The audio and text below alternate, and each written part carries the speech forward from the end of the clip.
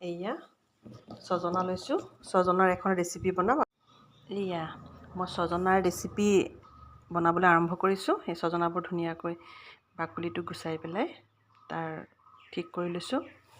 তাৰপিছতে এয়া হৈ গ'ল ৰচুন, আদা, জলকীয়া, জিৰা আৰু সৰিয়হ। এইখিনি এতিয়া মই মিক্সি গ্ৰাইণ্ডাৰত খুব ধুনীয়াকৈ পিচিম।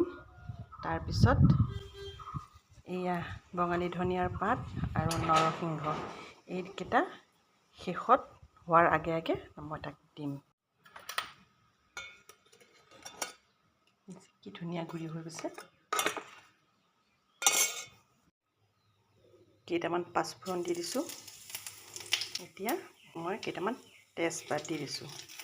আপোনালোকক ক'বলৈ পাহৰিছিলোঁ যে তেজপাত কেইটামান দিলে ভাল লাগিব, চেণ্টটো খুব ধুনীয়া ওলাব। পেষ্টটো ইয়াত দি দিম।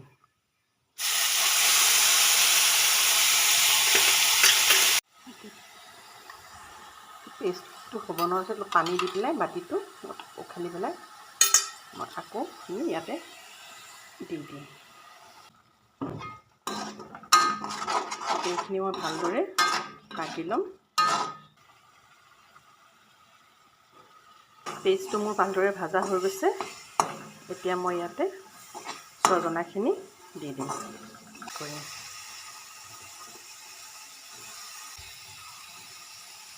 এতিয়া চাব, মই ইয়াত সোৱাদ অনুসৰি অলপ নিমখ দি দিম।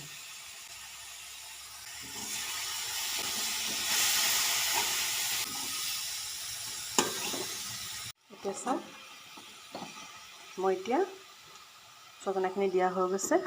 এতিয়া গেছটো অকণমান কমাই এতিয়া মই আকৌ ইয়াক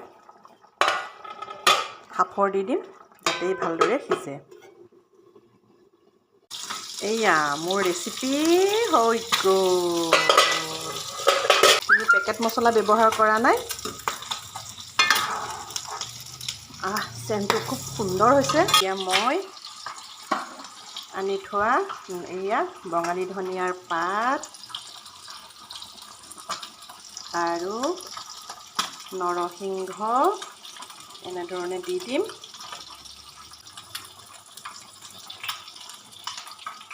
এতিয়া মই গেছটো বন্ধ কৰি দিম। মোৰ ৰেচিপি হৈ গ'ল। এতিয়া অকণমান ঢাকি ৰাখি দিম। এয়া মই ৰেচিপি বাঢ়ি আছোঁ বৰ্তমান। কি সুন্দৰ হৈছে দেখিছে। চেণ্টটো কিন্তু বৰ ধুনীয়া আহিছে। খুব ভাল লাগিব চাগে।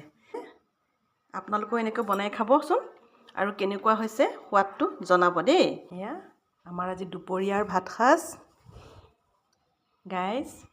এতিয়া ইমানতে সামৰিছোঁ। আকৌ এটা নতুন ভিডিঅ'ৰে লগ পোৱাৰ আশাৰে ধন্যবাদ।